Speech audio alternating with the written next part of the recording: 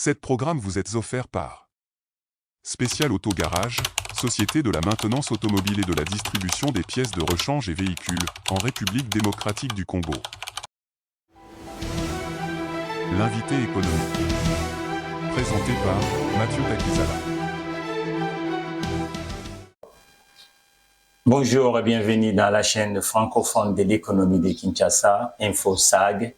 L'invité économique d'aujourd'hui, c'est quelqu'un où on le présente depuis en République démocratique du Congo, dans tous les 26 provinces. C'est quelqu'un qui a dévoué sa vie pour la nation congolaise. Il s'appelle Mfumu, vous savez, en Kikongo, Mfumu, c'est un roi. Et je crois qu'aujourd'hui, on va s'attarder avec le... Parce qu'un roi, il faut s'occuper de la population. On va parler beaucoup plus de l'économie parce que c'est ce qui manque un peu dans ce royaume de Mfumu Toto. Il est là, vous le savez. De Madimba, le Futoto, de Kananga, Mbujimaï, de Kikwita, Bulungu. C'est déjà quelqu'un qui n'est pire à présenter et nous allons s'attarder sur 6 engagements. 6 engagements de président Tshisekedi. Vous savez, il a eu le deuxième mandat au mois de décembre. Maintenant, on est au mois d'avril et le gouvernement, on attend toujours le gouvernement. Vous voyez, du côté des pays, le pays de la Teranga, c'est au mois de mars et le gouvernement de Ousmane Sonko est déjà présent. À Kinshasa, il y a le Premier ministre, première fois dans l'histoire. Je veux dire d'abord au président Mfumu Toto, bonjour, bienvenue à l'invité économique de la chaîne francophone de Kinshasa et de l'économie. Merci beaucoup, cher Mathieu Takizala. Nous allons essayer de parler de notre économie, mais surtout des finances publiques, et surtout, finalement, des politiques sociales que nous imaginons être menées pour que vraiment le Congo puisse se retrouver dans ce domaine-là. Voilà. En tout cas, nous sommes flattés de votre présence dans ce plateau. Maintenant, on va commencer. On a eu le premier gouvernement de président Tshisekedi, il a eu des premiers ministres. Le premier, dans le premier mandat, c'était Ilunga. Lunkamba, un économiste qui a fait ce qu'il pouvait faire en République démocratique du Congo. Le deuxième, c'est aussi une jeune génération des politiques congolaises qui a assumé aussi des responsabilités, ministre de son État, Samalou Kondé. Maintenant, dans le deuxième mandat, le président Tshisekedi dit « Go, on va faire 6 mesures ». Et dans les 6 mesures, le premier, c'est l'engagement de créer de l'emploi. Ça veut dire que 6 millions d'emplois, on doit créer. Ça sera dans quel secteur et avec qui il faut faire des sortes parce que le président a donné le go. La première chose, c'est que c'est dans le secteur de l'homme. Parce que dans la vision du chef de l'État, c'est investir dans l'homme congolais. Et dans la vision de la troisième voie, c'est investir dans l'homme congolais par l'information, la formation et la mission de libération. Alors, il y a 2 types d'économies. Il y a les économies structurelles. Je peux aussi appeler ça la macroéconomie, c'est-à-dire ce que les institutions de Bretton Woods nous proposent comme ajustement structurel, comme endettement, comme chemin pour qu'un pays puisse se développer et ça peut amener le changement. Mais le président de la République et chef de l'État, M. Félix-Antoine Tshisekedi Tshilombo, dans son programme, je cite sa phrase, nous n'avons, c'est-à-dire dans le premier point, les 6 engagements qu'il a pris pour le deuxième mandat, c'est écrit plus d'emplois.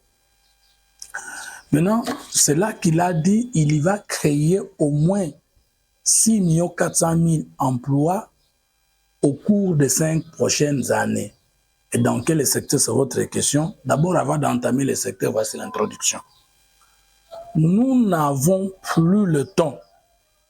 Nous n'avons pas le temps d'attendre la transformation structurelle de notre économie par sa diversification que nous allons par ailleurs engager. Nous devons agir de maintenant de manière volontariste.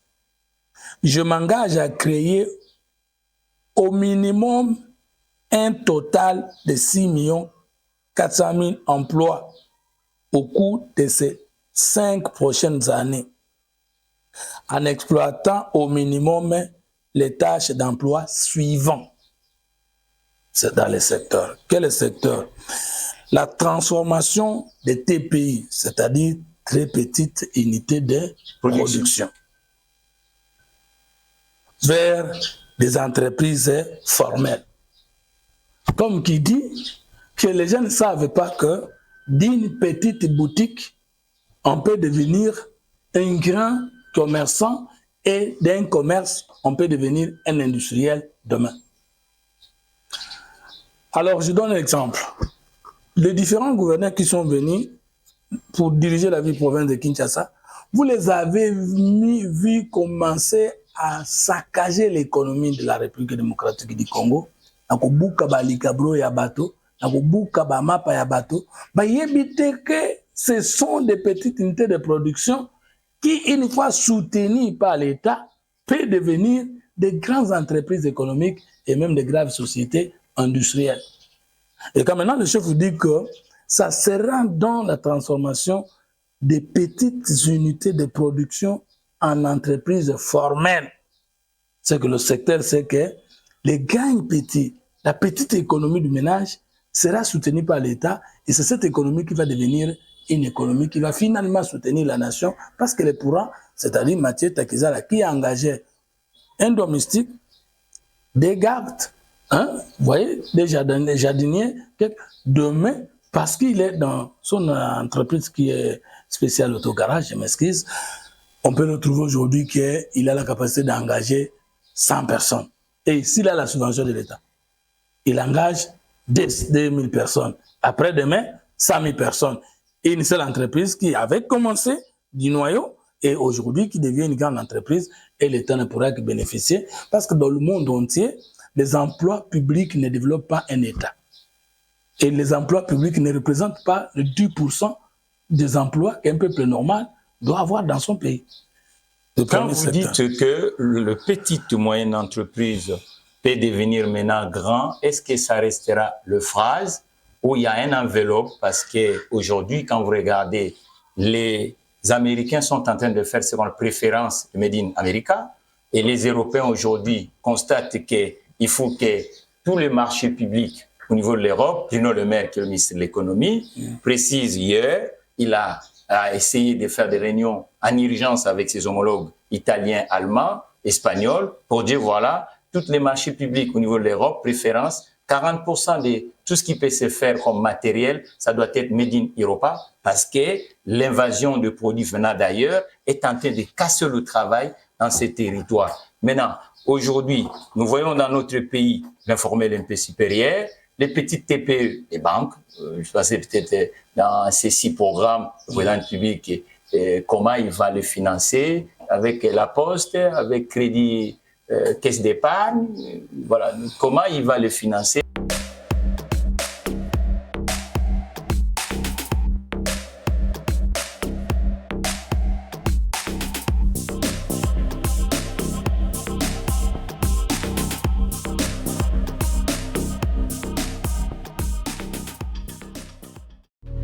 Actuellement, équipez-vous Toyota RAV4 chez Spécial Auto Garage et profitez des services achat véhicule qui va avec.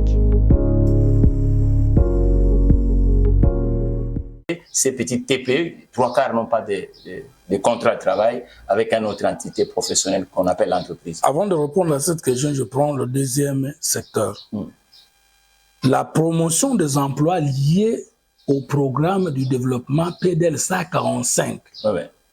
Il y a construction des écoles, construction des hôpitaux, construction des ponts, construction des forages. Il y a les entreprises directement engagées et les sous-traitances à côté, et ça ne pourra que consommer la main-d'œuvre congolaise et automatiquement, beaucoup de gens ne seront plus au chômage. Troisième chose, le secteur, la création d'emplois dans le secteur cible des services et de l'agriculture, pour ne prendre que les 3 secteurs-là. Maintenant, quel est le problème? Le vrai problème, c'est que quand on parle de l'économie et de l'emploi, il y a d'abord la vision d'État. Il faut résoudre le problème de savoir, est-ce que nous sommes dans une vision libérale de l'État ou dans une vision socialiste de l'État? Ça, nous devons éclairer ça tout de suite. Deuxième chose, nous avons l'économie publique, où nous voyons l'État avec ses besoins et à la recherche des biens de consommation.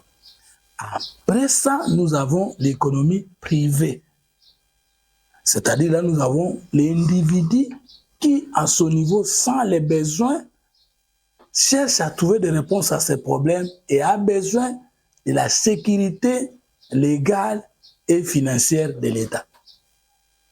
C'est qu'on ne peut pas aujourd'hui créer beaucoup d'emplois si on ne peut pas entamer des réformes dans les lois et systèmes juridiques qui bloqueraient l'éclosion de l'initiative privée qui est l'élément moteur créateur d'emplois à travers le monde.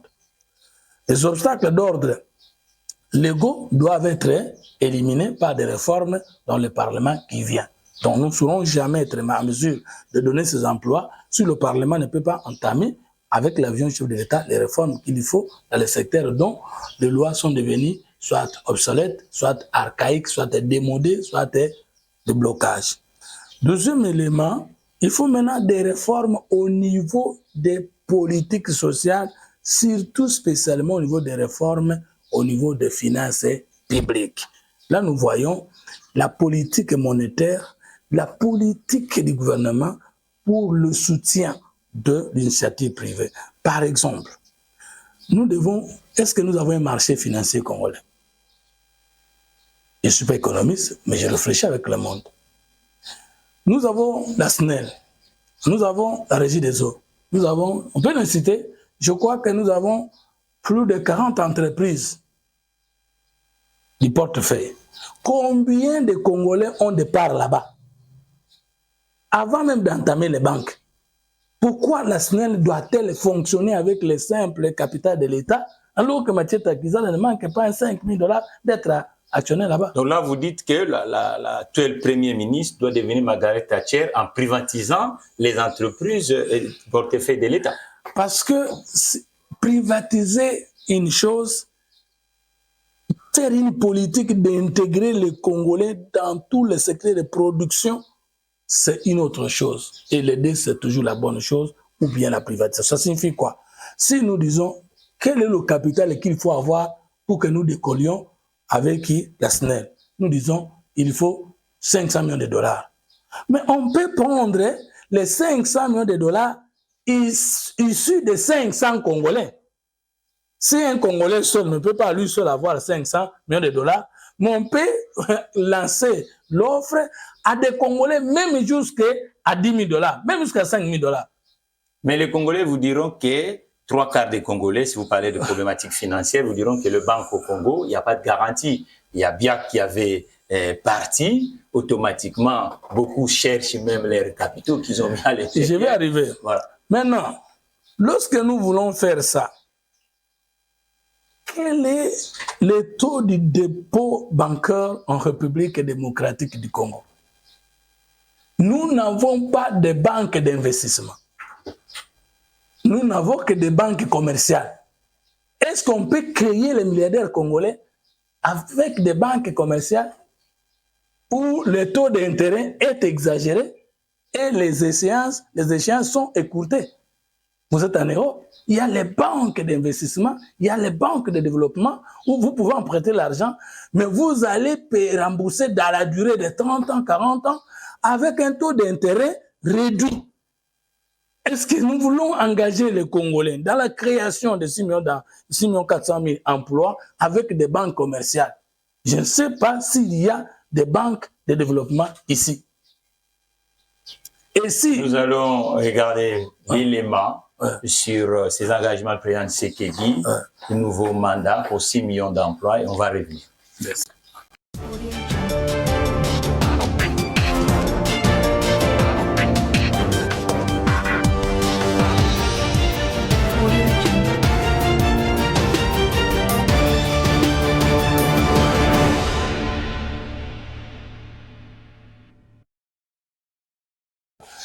Vous avez dit l'élément sur le 6 millions d'emplois.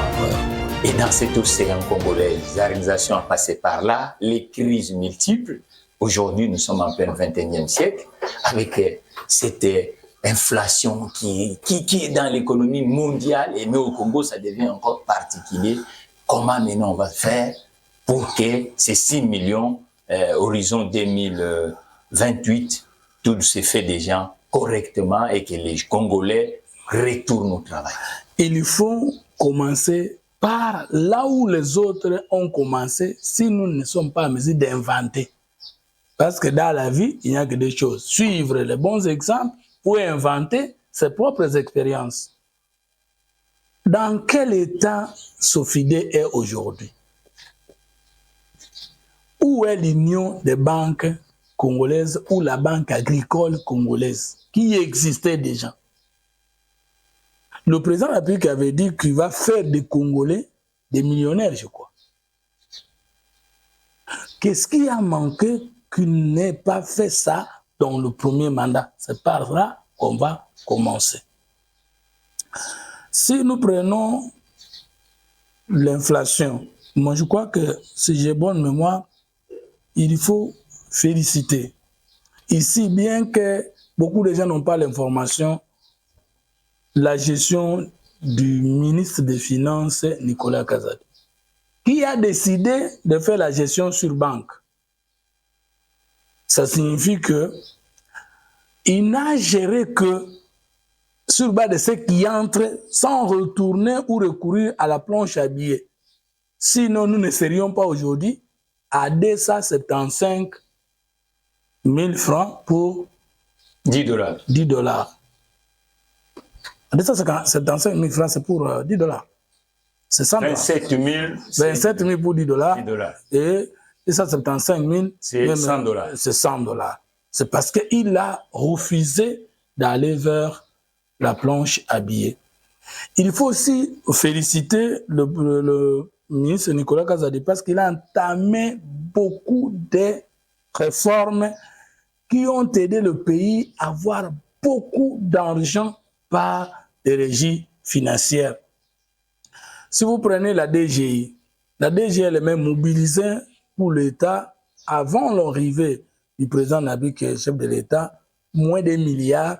Et aujourd'hui, avec l'IGF, avec l'impulsion de Nicolas Kazadi à la tête du ministère des Finances, la DGI elle-même est autour de 5 millions de dollars quelque chose. M. Fumutoto, vous êtes politologue et puis quelqu'un qui est au pouvoir aujourd'hui. Ouais. Les Congolais lambda dit voilà, cette chanson de dire tous les jours, nous avons mobilisé, mais ils veulent voir aussi concrètement cet argent sert à quoi? Parce que quand la dame pluie tombe à Kinshasa, les inondations sont dans tous les coins, le problématique des embouteillages, le chômage de la jeune génération. Maintenant, aujourd'hui, comme vous dites vous-même, que les banques, parce que la banque a en vocation de créer de la valeur, de soutenir l'économie, vous-même vous constatez, vous avez fait ce constat et qui est réel aujourd'hui, excusez-moi Alexis, que les banques des capitaux congolaises reculent. Donc, ça signifie que l'entreprise des capitales congolaises va aussi reculer. Est-ce qu'avec 6 millions, ça sera un déclenchement ou on va faire l'emprunt obligataire parce que selon les autres experts actuellement, on dit qu'il y a un accroissement dans la dette publique congolaise, c'est-à-dire qu'il est en train d'augmenter, ainsi de suite. Donc, ceux qui disent que oui, c'est bon dur, comment vous allez le répondre en tant que politologue et puis quelqu'un qui est au pouvoir. Vous me permettez de résumer en passant sous l'impulsion du leadership du chef de l'État et président de la République Félix Antoine Tshilombo, quelles sont les réformes que le régime actuel a entamées du point de vue des finances publiques qui nous convainquent, nous permettent de comprendre que le deuxième mandat nous permettra de mobiliser beaucoup de recettes et ça nous permettra d'investir dans l'initiative privée, c'est-à-dire dans l'équipement du Congolais et finalement dans les programmes du gouvernement, notamment le programme PDSA 45 et finalement le président de la République pourra même réaliser plus de 6 400 000 emplois dans les 5 dernières années qui arrivent. Suivez s'il vous plaît, c'est quelques résumés. Sur le plan de réforme, nous avons entamé avec le président de la République au niveau du ministère des Finances, exécuté par le ministre Nicolas Kazadi, les réformes fiscales et non fiscales. Par exemple, l'instauration de la facture électronique normalisée. Aujourd'hui, nous sommes en mesure de connaître directement qu'est-ce qui entre dans la caisse de l'État via les régies financières. On n'a pas besoin de faire ce qu'on attendait avant. Conséquence, nous avons au moins l'augmentation des recettes à la TVA collectée à la hauteur de 600 millions de dollars, contrairement à ce que nous étions en train de recevoir avant, soit une augmentation de 60%. Il n'y a pas de crainte parce que maintenant, sur le plan interne, nous avons, dans le premier mandat, montré qu'on est capable d'entamer des réformes. L'instauration de l'impôt sur le revenu des personnes physiques, IRPP. À autant de blagues ici, on savait que quand quelqu'un était déjà la majorité, il faut foutre à l'État en pape. Mais ici, quelqu'un pouvait avoir jusqu'à 50 ans, il ne paie rien à l'État. La réforme sur les jets de hasard et d'argent, ça a pu nous donner 3 millions de dollars américains actuellement, contrairement à ce que nous étions en train de percevoir avant. Deuxième élément, finances publiques. L'opérationnalisation de la Direction générale du Trésor et de la comptabilité publique, DGTCP. Nous pouvons prendre les programmes avec le Fonds monétaire international. Nous avons perdu parce que en économie, les vrais capitaux sont les capitaux des autres. Il faut une crédibilité internationale pour que nous puissions avoir et des banques initiatives congolaises et des banques initiatives étrangères ici au Congo. Pour que nous puissions avoir la capacité de financer notre économie, nous devons avoir le réserve d'échange. Et vous voyez qu'avec Tshisekedi, la moyenne de réserve d'échange en Afrique est de 2,5 milliards. Nous sommes aujourd'hui à plus de 5 milliards et notre dépôt bancaire peut dépasser aujourd'hui 20 milliards de Chef Moutoto, les Congolais lambda disent toujours que oui, bon, on peut dire que nous avons une augmentation dans le réserve d'échange, mais combien nous mettons à l'économie productive? J'arrive. Combien l'État aujourd'hui met à l'économie productive, par exemple, le crédit destiné aux entreprises? Je termine. 2024. Voilà comment nous allons arriver. Dans le premier mandat, nous avons la digitalisation des services de mobilisation de recettes et nous avons créé des logiciels ISIS et l'autre logiciel qui nous permettent de créer les conditions. Et avec cet argent, parce que vous dites, mais qu'est-ce qu'on a fait de cet argent? Des financements de la gratuité, de l'enseignement, des financements de la gratuité de la maternité, des financements des programmes sans PDL 145 territoires, l'achat des armes et autres équipements militaires, le paiement des enseignants autrefois appelés NPNU. C'est qu'aujourd'hui, sous le leadership de Félix Tshisekedi, avec les ministres comme Nicolas Kazadi et les autres services, notamment la Direction générale des impôts, la DGI avec Barnabé Makadi, nous avons pu avoir finalement la possibilité de mobiliser des graves recettes. Qu'est-ce qui nous reste maintenant dans le budget qui vient? Je ne sais pas si c'est déjà dans le budget de cette année. C'est de dire clairement, nous avons dit au niveau de la Constitution, 10% du budget à caractère national va financer la politique de développement des provinces, à ce qu'on appelle la politique nationale de péréquation, ou la caisse nationale de péréquation. Nous devons, dans les budgets... Le gouverneur demande 40%, vous partez sur 10%. Vous nous renvoyez à ce que nous avons mal fait hier, ou à ce que nous n'avons pas très bien fait hier. Nous sommes en train de parler des 6 engagements du président de la République pour le nouveau quinquennat. Dans ce quinquennat-là, moi, je souhaite que dans les budgets de l'exercice qui viendra après celui-ci, parce que nous serons déjà en plein deuxième exercice du mandat, je souhaite qu'on puisse exactement dire, nous prenons 10% ou 15% du budget à caractère national que nous allouons pour le soutien. Un autre, les défis ne sont pas pareils. Donc, si par exemple une province qui manque de l'emploi, qui manque des routes, ainsi de suite, les 10% ne représentent pas grand-chose. S'ils ont dit 40%, donc ceux qui ont pensé 40% ont péché, mais c'est Fumtoto. Non, c'est-à-dire que les provinces sont nantis. Il y a parmi au Congo, il y a la République démocratique du Congo, par exemple, l'ancienne configuration de 11 provinces, il y avait les 3 provinces les plus nantis. Je crois que c'était le Katanga, le Congo central et Kinshasa, sauf erreur de ma part.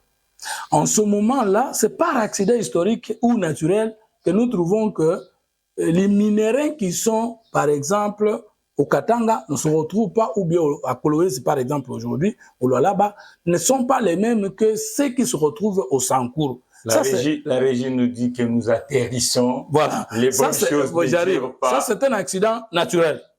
Maintenant, la Caisse nationale de péréquation est exactement nécessaire, d'après l'article 181 de la Constitution, je ne m'abuse pas, pour corriger les déséquilibres dans le développement entre provinces. Par exemple, la province de Bandung, ses recettes à caractère personnel ne constituent même pas les 10% des recettes à caractère personnel de la province du Lualaba. Maintenant, est-ce que lorsqu'on va répartir les 10% là, on va donner les mêmes montants au Lualaba que les Bandung? Non. Ou les Kwilu? Non. On va donner peut-être au Lualaba rien parce que le Lualaba en a beaucoup et qu'on prend seulement sur les 10% là, on investit au Sankourou dans le Bandung par exemple. Heureusement que vous êtes politologue, vous comprenez. Normalement, dans tous les États, c'est comme ça. On dit par exemple la région parisienne. Il y a un département qu'on appelle 93. Donc, ce département a été pris le département ouvrier. Et lorsque l'industrie est partie avec la mondialisation de l'économie, ce département est devenu de plus en plus pauvre. Mais le pouvoir central, qu'est-ce qu'il a fait?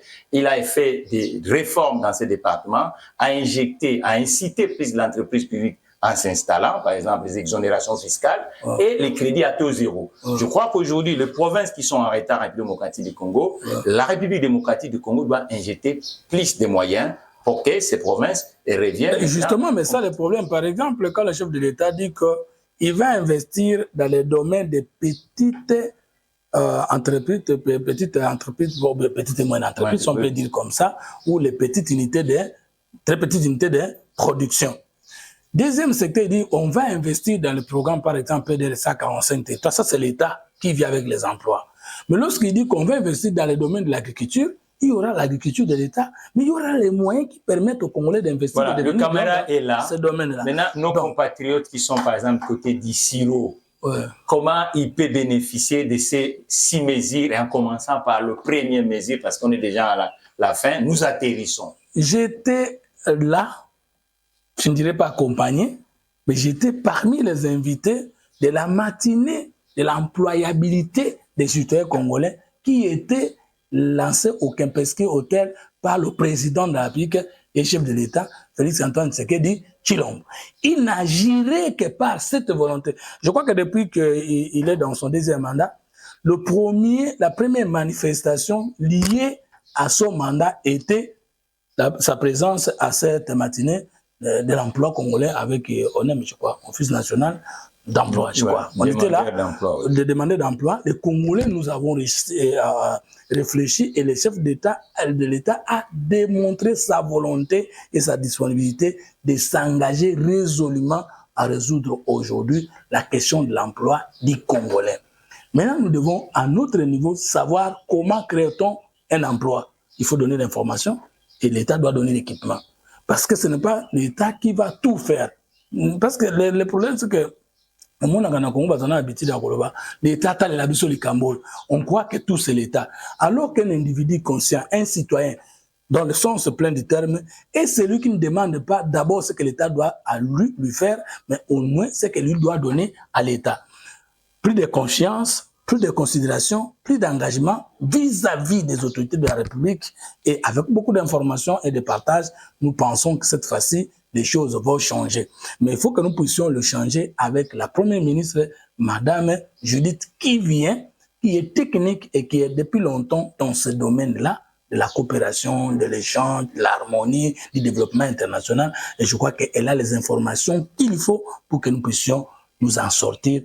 Finalement, je crois aussi que Mathieu Takizal, je sais que tu as un intérêt particulier par rapport à cet engagement, parce que c'était ta prédication de tous les jours. Oui, c'est pour faire avancer le collectif, pour permettre que tous les joueurs congolais puissent avoir un temps. Voilà, c'est tout ce que tu voulais. Je veux même me dire que tu as été écouté, parce que le fait qu'on intègre plus d'emplois dans les programmes et qu'on puisse parler directement de la transformation des très petites unités de production, vous vous retrouvez. Nous attendons aussi. Le Congo va se retrouver. Mais non, nous attendons que vous aussi, vous puissiez nous épauler avec votre expertise. Oui, mais c'est pour ça qu'on a mis InfoSAG, la chaîne des entrepreneurs et des investisseurs de la République démocratique du Congo, pour permettre que ceux qui créent au Congo puissent avoir aussi les endroits où nous appelons tous les experts, y compris les politiques, et heureusement maintenant, ici. Il faut savoir que ces ambitions du chef de l'État ne valent rien si le gouvernement qui sera composé par Mme Judith ne sera pas à la hauteur de ses ambitions. Nous devons nous résoudre de placer l'homme qu'il faut à la place qui fait défaut. Il se révèle que tous les ministres qui ont travaillé, dont l'ancienne équipe de Samaloukonde et même d'Ilukamba, ne veulent pas partir.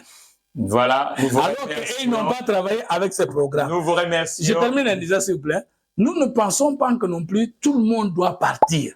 Non.